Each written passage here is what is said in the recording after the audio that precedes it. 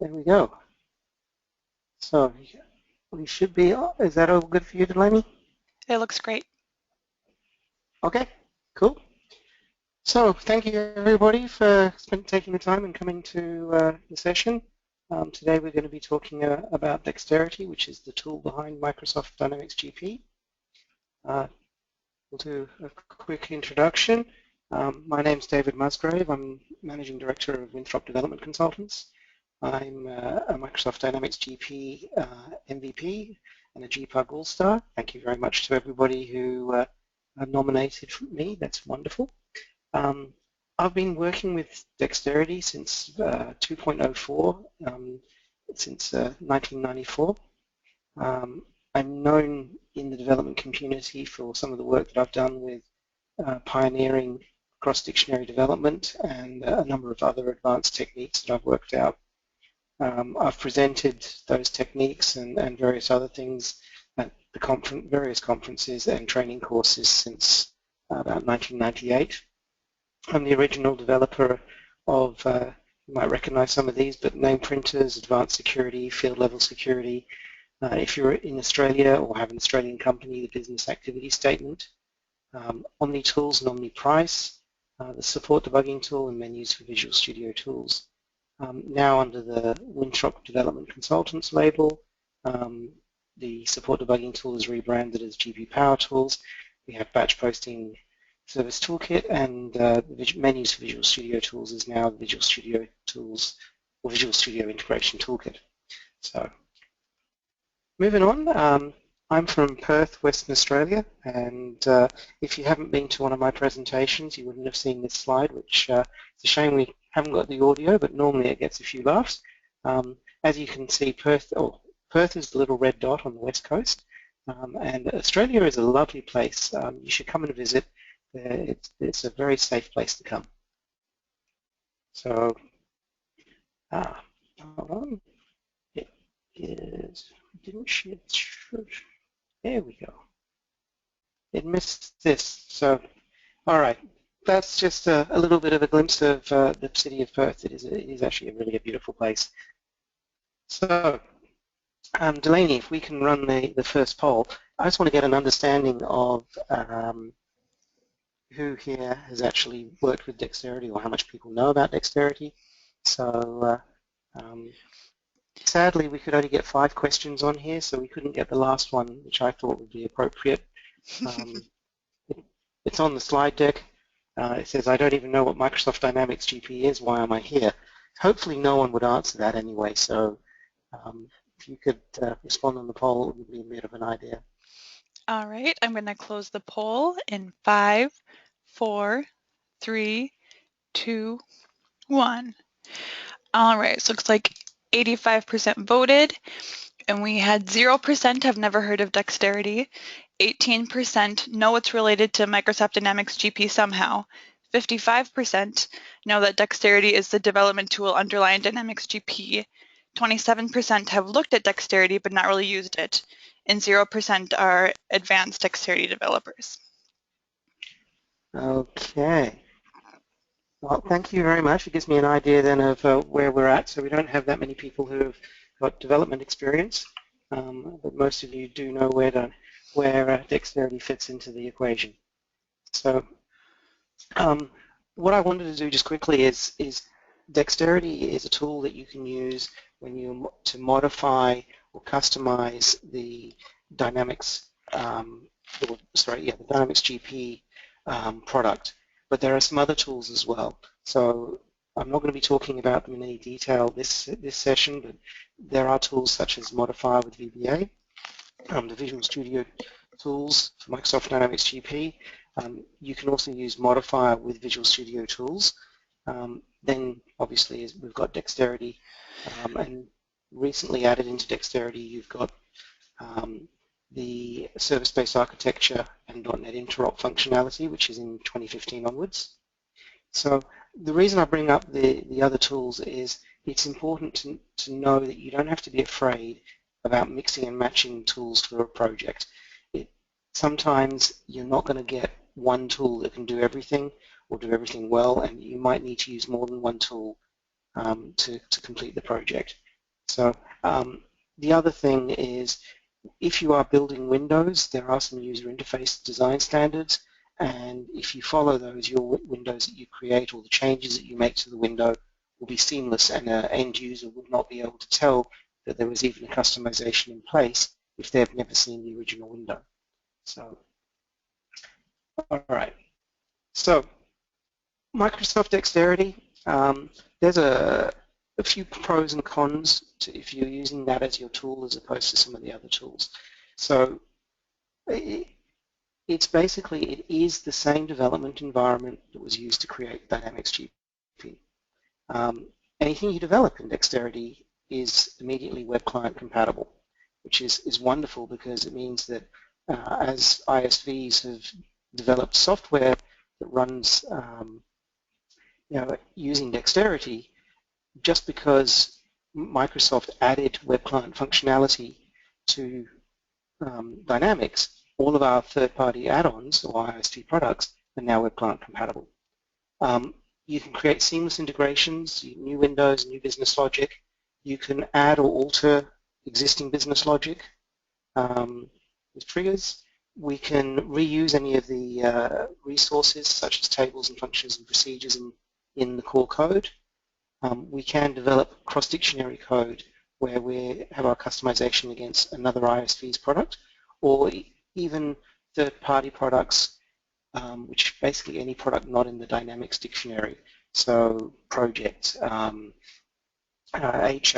manufacturing, those sorts of modules, field service. Dexterity customizations are very easy to upgrade, and one of the main reasons for that is that with Dexterity, you never actually change the original source code. And in fact, unless you are a source code partner, you don't even have access to see the source code. But you don't need to see it to be able to write customizations. That's one of the beauties of Dexterity. With Dexterity 14, which is for 2015 onwards, we have extra abilities, so being able to access .NET resources, so you have the entire .NET world available to you. You can also create web service procedures which then are exposed as web services in GP 2015. On the cons, there's really only one major one, is that while you can modify any Dynamics window that's part of the dynamics.dic, the core dictionary, you cannot modify directly a third-party dictionary. So if I wanted to modify a window that exists in the project dictionary, I can't actually do that. There are ways of working around that, but you can't change their window. That's one of the limitations that is in Dexterity. So people are going to say, well, why do we have Dexterity? There are already other languages out there. Why did Microsoft, or why did Great Plains at the time, create a whole new language? So this here should try and explain what happened. Basically, they were looking for one language that they could use to develop products for a new graphical user interface. At this stage, they had their text-based Great Plains accounting software, but they wanted to create the Dynamics product, and they were looking for a language that they could use that would work on Windows, that would work on Macintosh, that would work with a variety of database platforms. And there was nothing available at that time. They didn't want to have to write it twice. They wanted to write it once and it work on everything. So they ended up saying, well, we'll create our own language, specifically designed for developing business applications. So that's what they did. And then they put a lot of effort into making sure that we had the tools to customize the product, both from the developer's perspective using Dexterity, but also from end users so that they could use the modifier and report writer tools. They also put a lot of effort into internationalization so that the product could be easily translated. So that means that you could actually pull out all of your messages and strings, translate them to another language, put them back, and now you've got the entire product running in a new language without any changes to source code. So that was one of the features that they were looking at. The final thing is that they also wanted to make sure that it could work well in the client-server environment, but also include a process server so that you could offload processing. This, in the early days of computing was particularly useful because not all the machines were that powerful, so it would allow you to offload work to a more powerful machine. So just a few technical details of about Dexterity. It's developed in Microsoft Visual C++. It does have some components now which are written in C#, but when it was first created it was C++. It's the same language that the Microsoft Office suite was developed in. One of the reasons that they wanted to use that was also later on when they added VBA functionality that could only be added to applications written in C++. It's been 32-bit since version 2, and if any of you have been around a long time and worked back in the Windows 16-bit Windows era, you will remember that you needed to load the Win32s libraries. I remember doing that. It's been Y2K compliant since the beginning, so dates have never been an issue for it. One of the cool things, though, is it separates the business logic from the technology. So the underlying technology has changed, Windows has changed, the database platforms have changed over time, but there is still some code in the core product which has never been altered since it was first written. So that gives us that ability to have a layer between the technology and the actual application. It's data dictionary based, which means that we have a series of dictionaries that run with a runtime module. Every object is a resource within a data dictionary, so every field, table, form, data type, report, they're all resources in the data dictionary. The scripting language is actually called Sanskrit, and that was actually named after the initials of Stephen A. Nikolai, who was one of the developers who created the scripting language. So just a quick look at the development process. So I'm going to actually swap to another deck.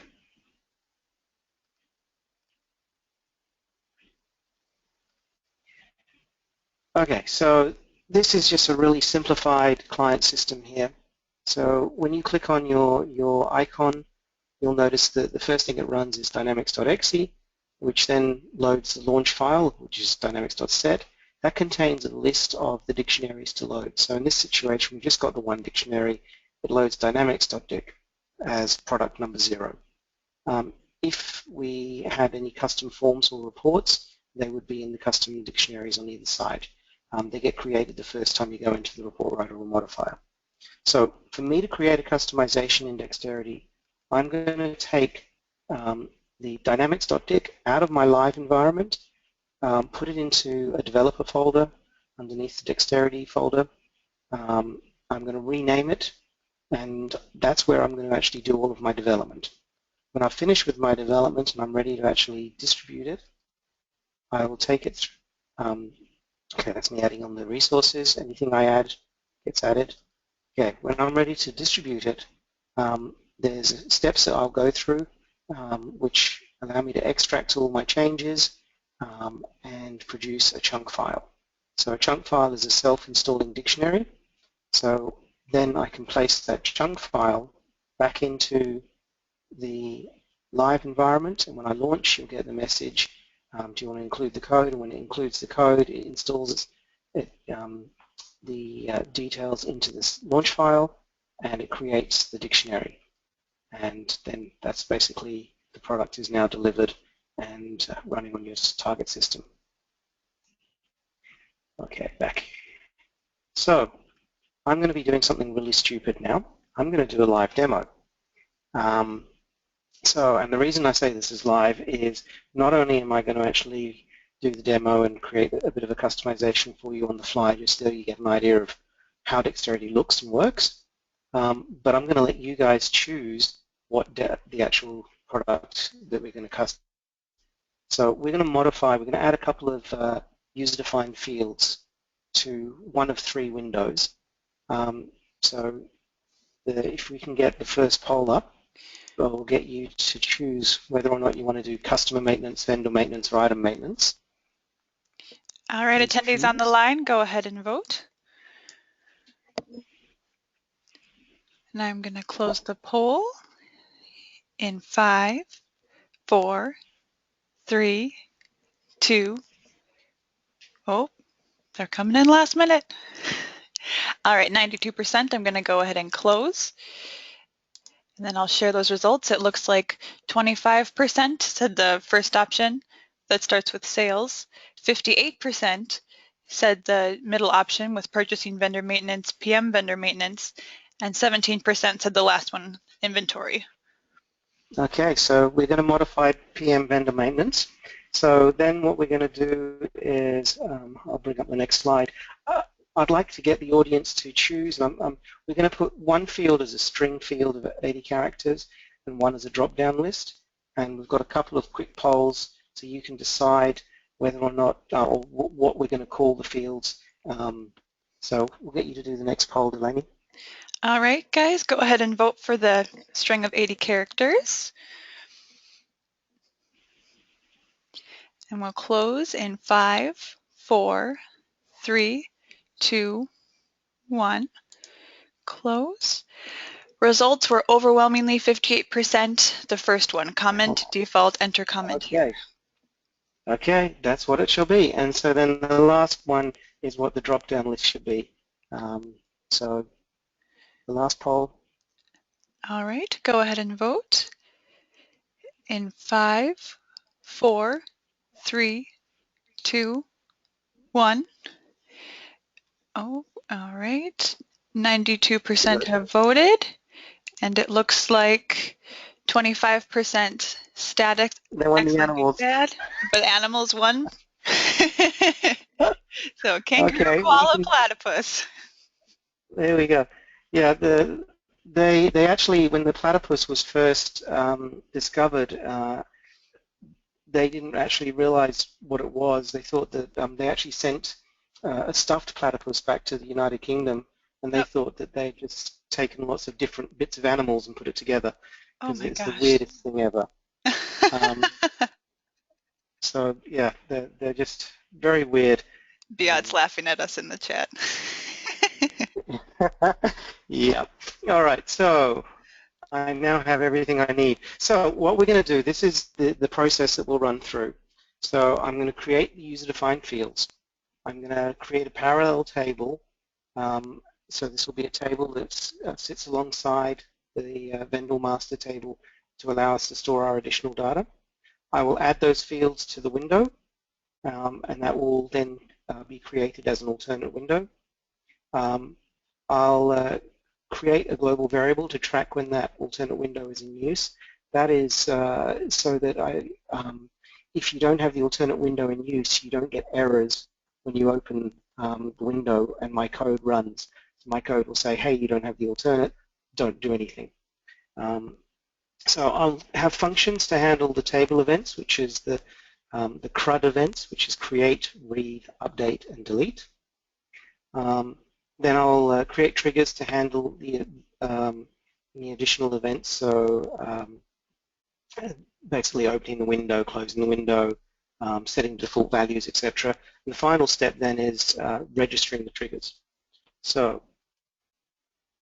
that is actually where we pop out of here, and we start the actual development. So I've got about, I don't know, 40 minutes to do this. I don't think it should take that long. We'll see how we go. If you have any questions, let the lady know by putting it in the chat, and I will attempt to answer it. So first step, I'll just talk you through what I'm doing. First step is to take the dynamics.dic out of my live environment. I'm going to copy it into my to my development environment. I am going to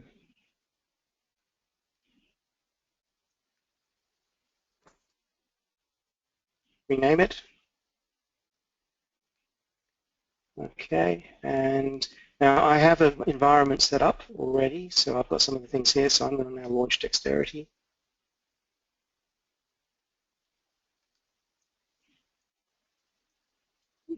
Come back. Go full screen. There we go. So what I'll do is, this is a Dexterity environment, and in here I can see all of the different resource types.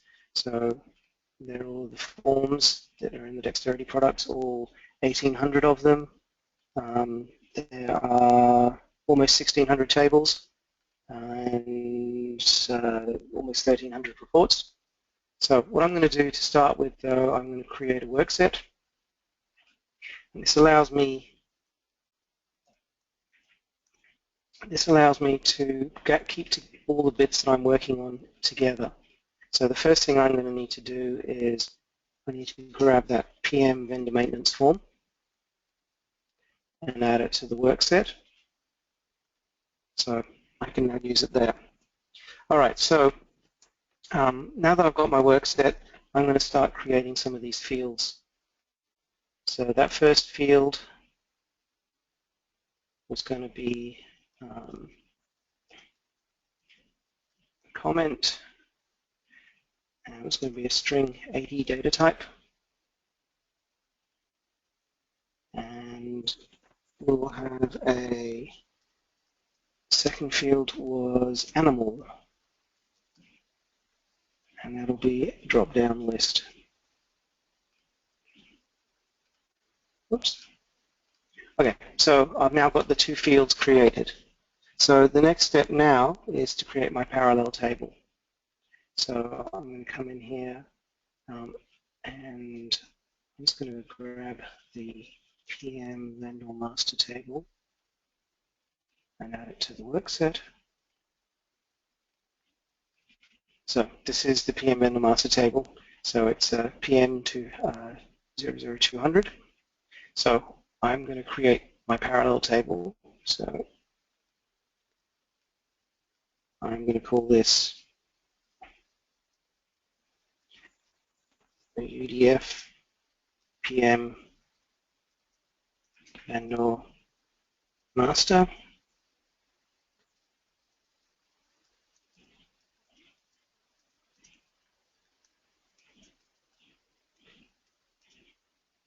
I'm going to call it UDF, and I'm going to give it the same number and add it to the purchasing series. So now in here, the part of the thing of being a parallel table is it needs the same primary key, which is going to be the vendor ID. So I'll put the vendor ID in as my primary key.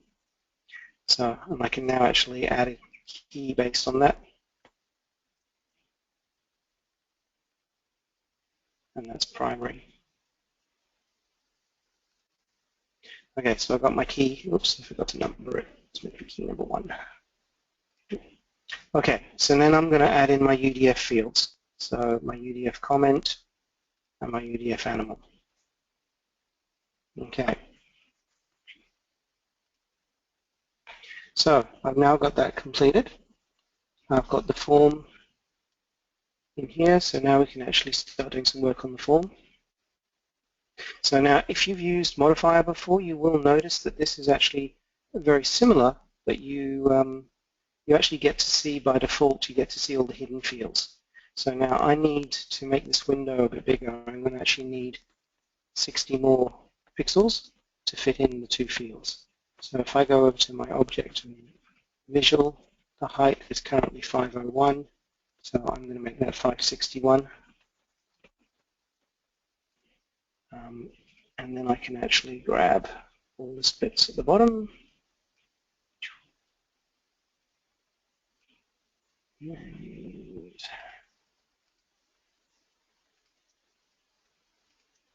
the line, bring all that down. And this bit. So now I've made some space to add my extra fields. So it should fit in there. Okay, so if I go here, I can go to UDF. There are my two fields. So UDF comment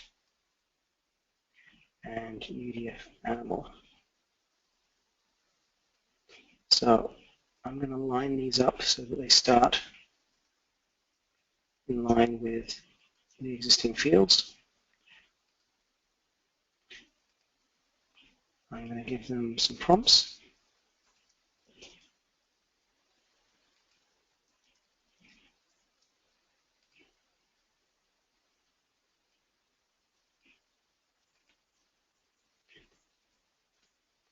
Okay, I'm going to make these the same width as the existing one. So again, using the arrange tools make life really easy. So I've selected an existing one, I select my other two, and I say size to widest. So now I'm change the properties on these to add on the underline.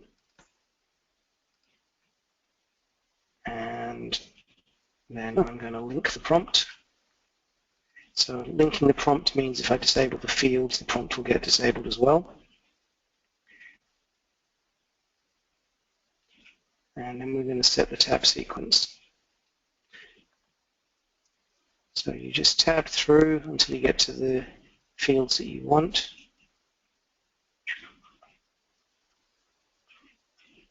Okay, so now I want to go comment. So I've double-clicked, tab, double-click, and so they're now added correctly to the tab sequence.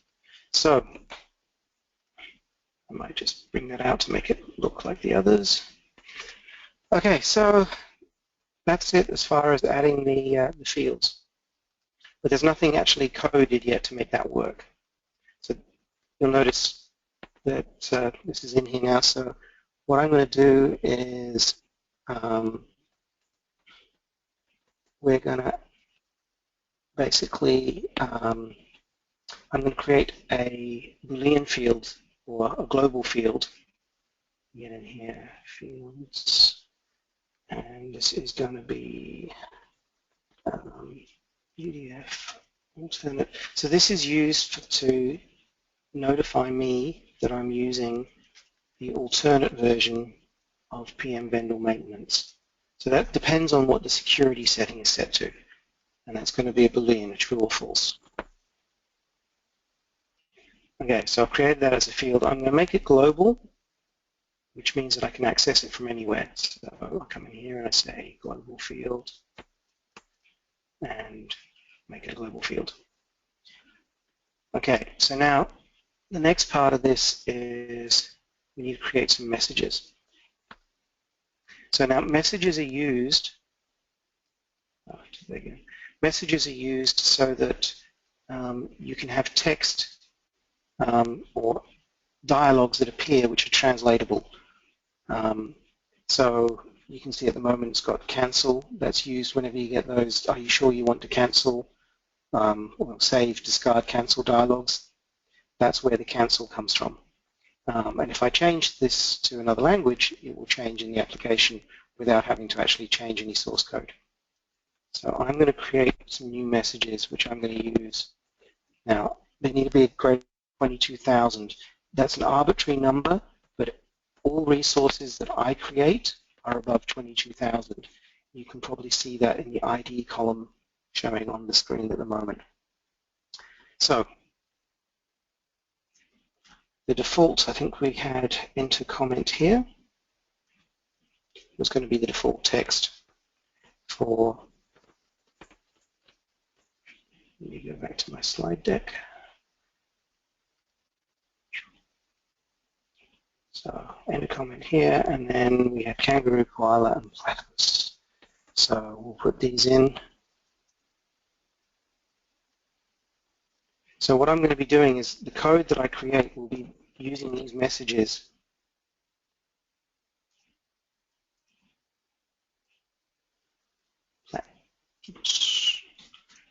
It'll be using these messages when it actually runs, rather than having any actual text in the script. Okay, so now this is where I cheat a little bit. I'm not going to try and write all the scripts in front of you because that's really boring. I actually have the scripts already exported, but because of the actual demo that or the different product you asked me to choose, I need to do a few find and replaces. So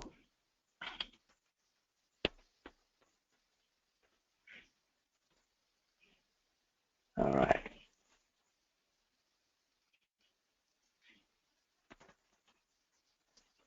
If I do this right, it'll be awesome.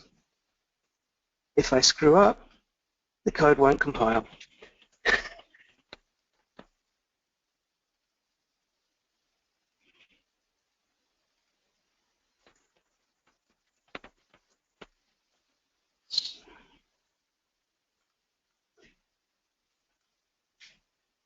So UDF animal,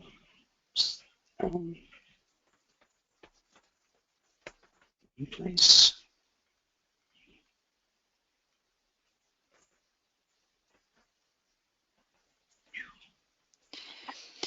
Form.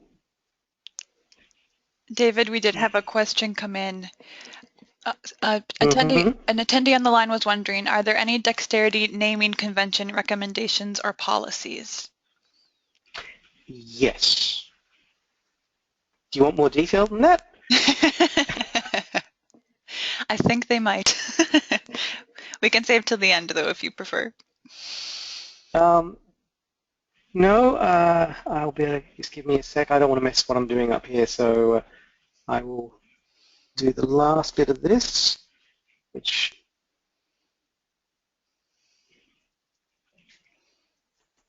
and replace and save that. And that should now be ready to import. So the question was about naming conventions. Mm-hmm. So why not? Best solution is to show you. Installed with Dexterity manuals, and in the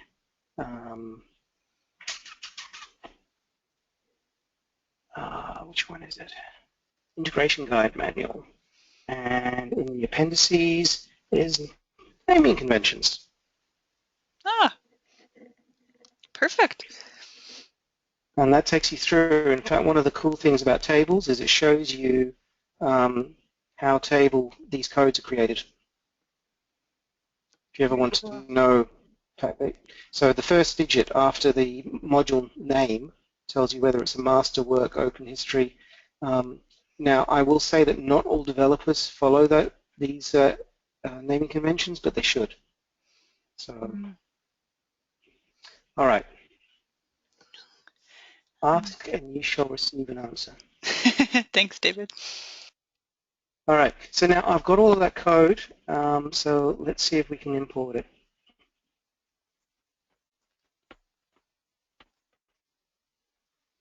And here we go. Here it is.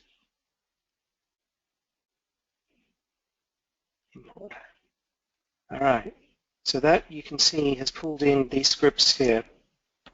So let's see if they compile. If I've done this right, they will compile. There we go. It did. So let me. Well, we're going for time. We're good for time. So what I can do is show you a little bit about what we have here. So I have got the UDF, which is got all of the code to, we'll start with this one, to read data out of my table. Okay, so that's the code to read the data out of the table. They're the two fields, goes to the table, reads it up. I got the code to write to the table. I have the code to delete from the table. So if you delete that vendor, it needs to take out the data from the parallel table as well. Okay, so this is the code which sets the default values for the fields. All right, so there's a little bit of code here which is checking whether the alternate window is in use. And that gives me a true or false value. So when I open the form, I can set my global variable based on whether the window is in use or not. Okay, when I open my window, I can set my default values. And then when I pull up a record, using the calls to display existing record, I can go retrieve my data from my parallel table. When I save my record, I can write the data to the parallel table using the call. And when I delete my vendor, I can make the delete. So that's basically the code that's needed. You could possibly do it without the extra functions. I've got these functions here because it sort of simplifies things because I can call them from wherever I want to call them. All right. So at this stage, we've actually finished our code. So I'm going to go into test mode. And Okay, it's opened it on the other screen. Give me a second and I'll bring it back. Fabricam.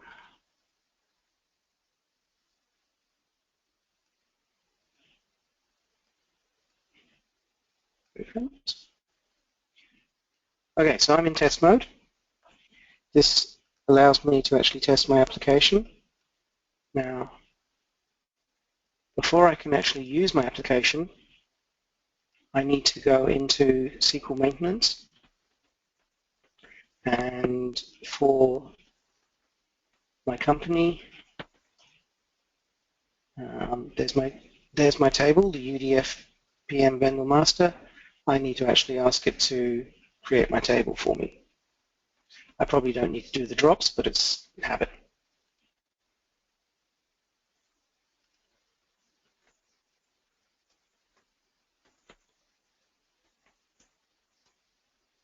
Okay, so now if I go into SQL and into my database, tables, UDF,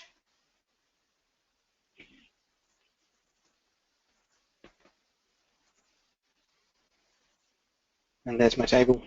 No data in it at the moment, but it's all created, including the Dextro ID, all ready for use. Okay, so now if I go into my window, and we can do that, cards is the old method.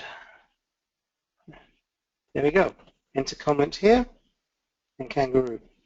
So let me pull up Ace Travel for the default values. Let's put in here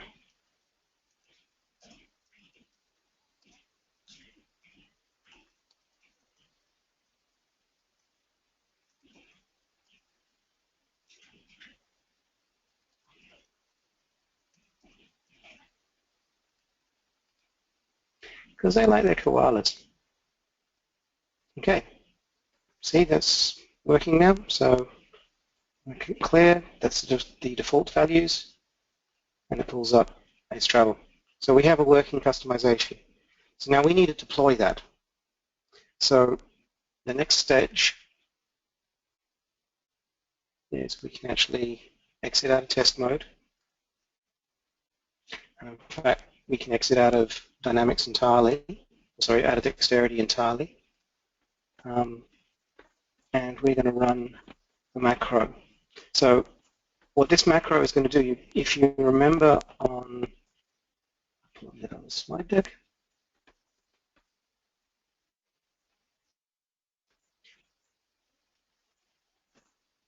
okay, we have completed the adding of our resources.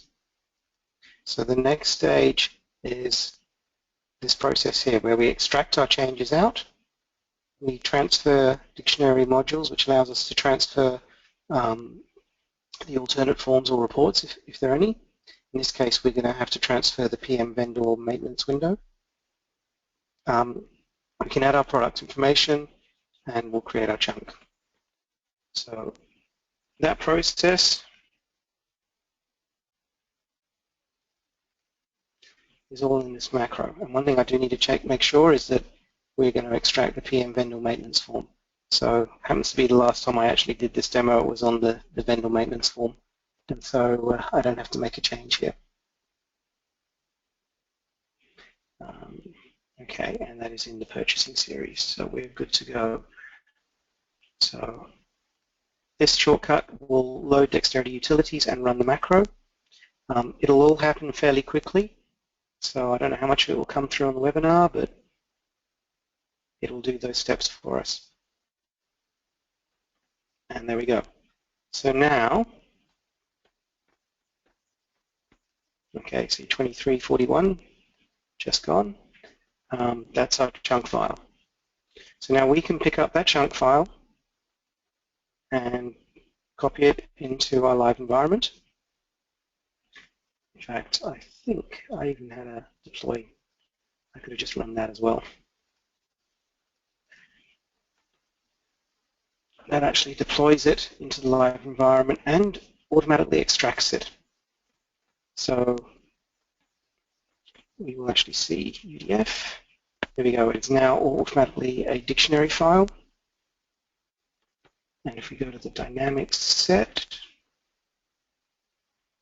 I've got 22 products, and the last product here is user-defined demo, field demo. So now if I launch GP, so this is 2015.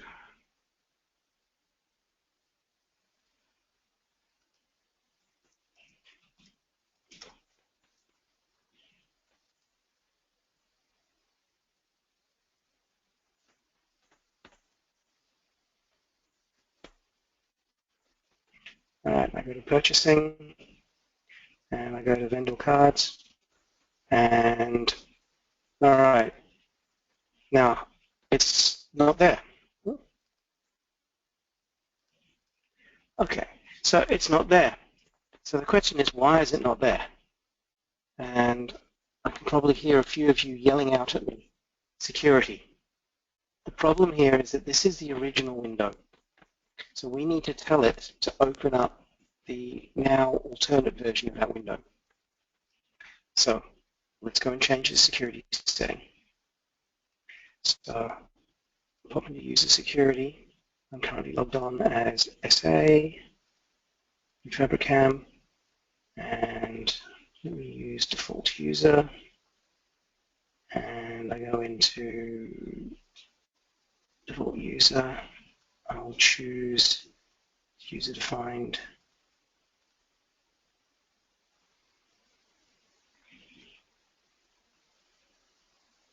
Okay, and in purchasing you'll see that I've only got this choice here. I'm going to change it to use the other window and save it. And save. And if I now go back to purchasing and reopen the window, you'll see now that I've got those extra fields. And if I pull up Ace Travel, then you can see the data's already working. Okay. Now, if I didn't have, if I go back and change that security, if I took the security setting back off, we won't get any errors because the code has been told to look and make sure that the alternate window is in use before it tries to do anything.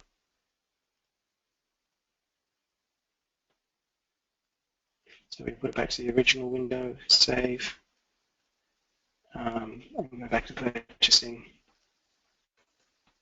Okay, my code, it's there, but it's not active, and you don't get any error messages. Okay, that is one thing I have seen before with code that doesn't make that check, is that you will get an error message if you don't have the alternate window. And there may be times that you don't want to use the alternate window for some reason, so the code should be looking for that. So that ends this part of the demo. So I now have, we're going for time, we've got about 15 minutes. I can take this one step further. And I don't know how interested you guys are. So I don't know, Delaney, can you open up the mics or not? Yeah, you want me to take attendees off mute? Yeah. Sure.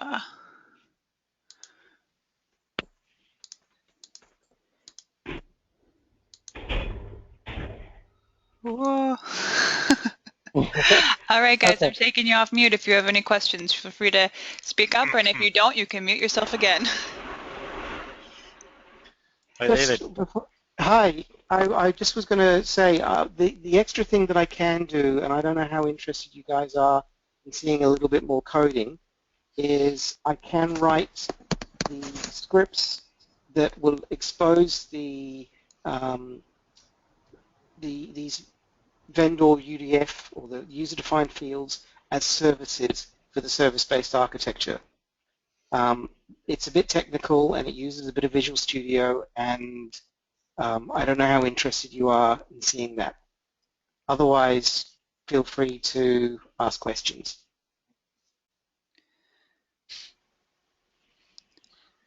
Not much, I think so.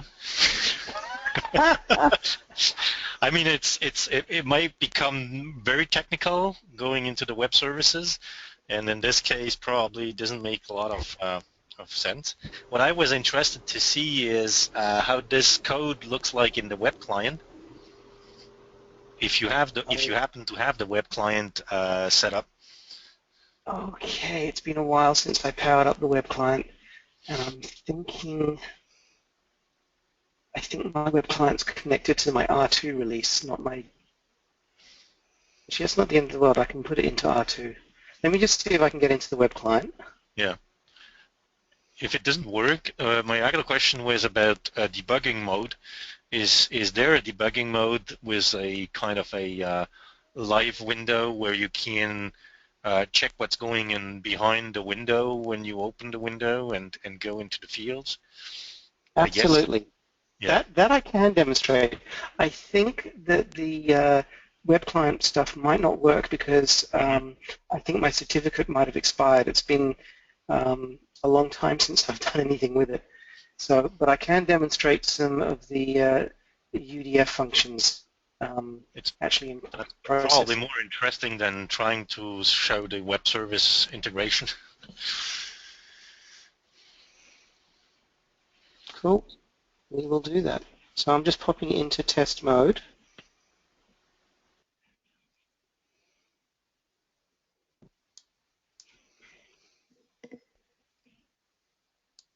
Okay, so here's my window. So what I'm going to do is, this is the script debugger. And I am going to display existing record, put a breakpoint there. And when I save, put a breakpoint there. Okay, so when I pull up a record, I'm now stopped at the breakpoint. And I can now step through. So the first thing it did was check whether or not the alternate window is in use. And then if it is, it's now going to read the values and place them. So for the vendor ID, and this is where we can say, show me the locals. So down here. Kind of a watch window. There we go. So there's the vendor ID, and the current values are position number 1, which is kangaroo, and enter comment here, which is what you see on the screen. When this runs, I'll actually go into the script so we can see it all happen. So I'm going to actually open up the table buffers as well. So you'll get to see all of this working. Thank you for the question. That was a really good idea.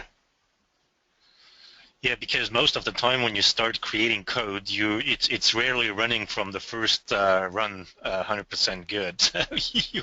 you sooner or later run into the need of a debugger window, live window. Yeah, I'm just trying to see if I can identify where my UDF table is hiding.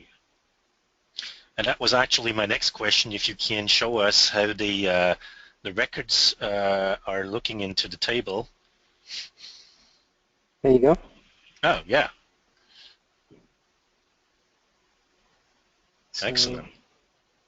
All right.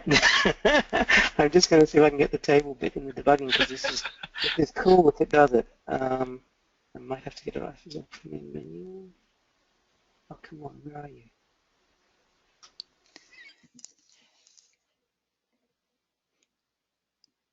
David, as you're kind of looking through this, can you talk through a bit what the future of dexterity is?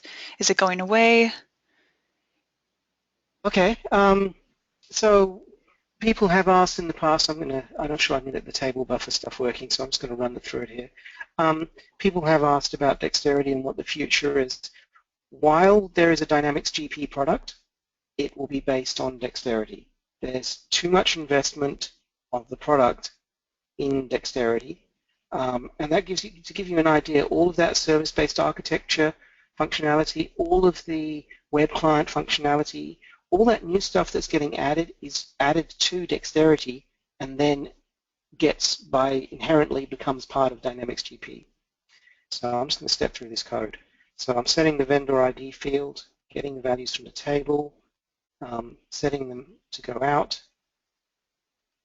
and you can actually see them now changed on the window, and then it comes back out of the code. So you can now see that it's on the window. When I hit save, let's make a change. They don't like platypus. All right. Yeah, save. Again, now we're captured at the breakpoint. And if I run through this code,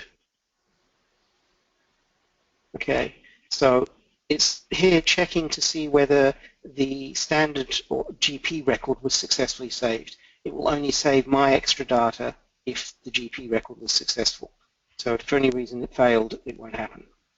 So now I'm going to go in here and we'll write the data. So we pop into here and execute. You'll see it still has like and number 2. And as we step through, when I hit save table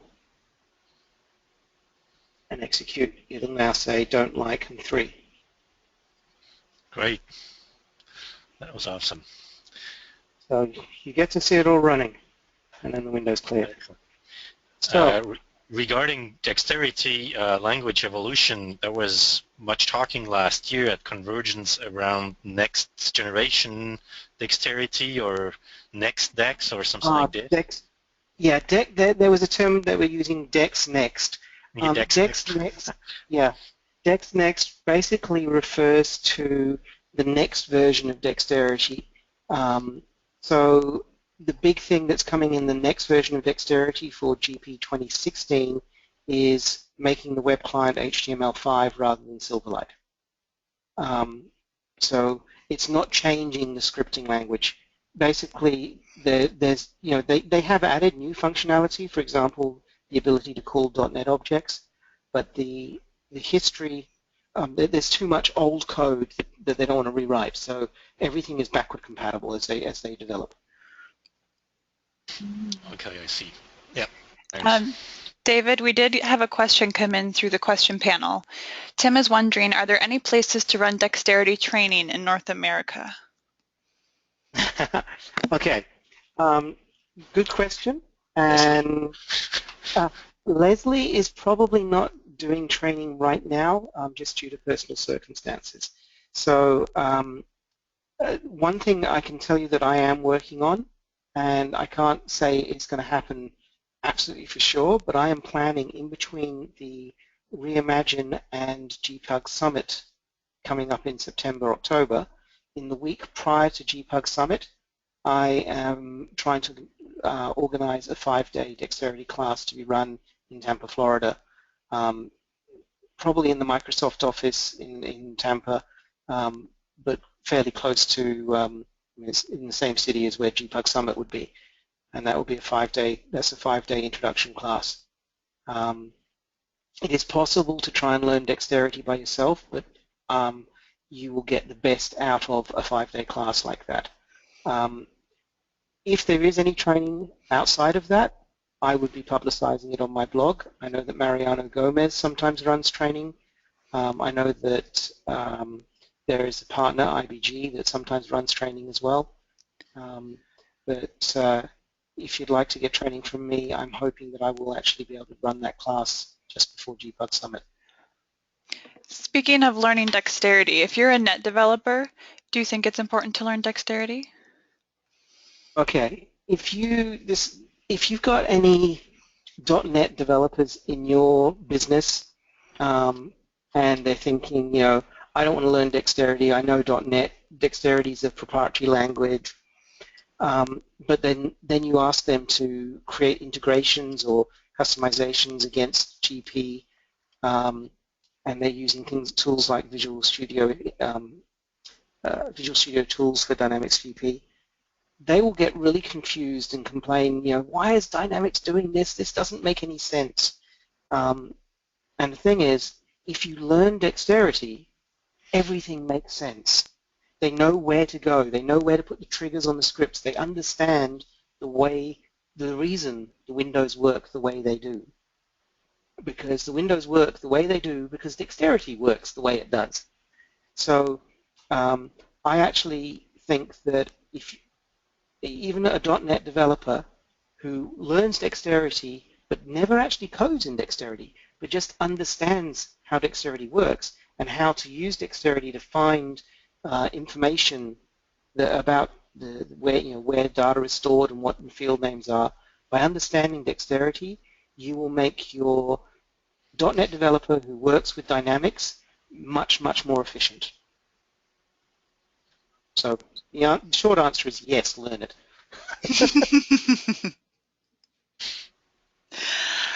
All right, we're getting to the top of the hour here. David, would you mind pulling up your contact information? I can go back to the slide deck. I can do that. So we've sort of been doing the Q&A, so here's the contact information. So feel free to give me a call. I would probably say email's the best just due to the time differences. You can find me everywhere. Just look for Winthrop DC. Yes, and this recording and PowerPoint deck will be uploaded to the GPUG website, and you'll all be emailed a content library link. So if you don't have a pen and paper to jot down his contact information now, don't worry about it. It'll be emailed straight to you. And we did have a question come in, David, as soon as you went back to your PowerPoint. Jacob was wondering, can object ID values greater than 22,000 conflict with each other between different custom dictionaries? Okay. Each object is uniquely identified by its product ID, which is an ID provided by Microsoft for your product. So you'll see those different product or dictionary IDs in the dynamics.set. Its type, so what type of resource it is, and its resource ID. So the answer is no, they won't conflict. Wonderful. All right. Well, thank you so much, David, for sharing your expert advice and perspective with us today. You obviously know what you're talking about. It was very cool to watch. And so, guys, as I said before, I encourage you to reach out to David if you have any questions. And do please fill out the survey at the end of the webinar. David gets sent that feedback, and we do look at it to determine future sessions. If you want to see more about Dexterity, let us know. And I hope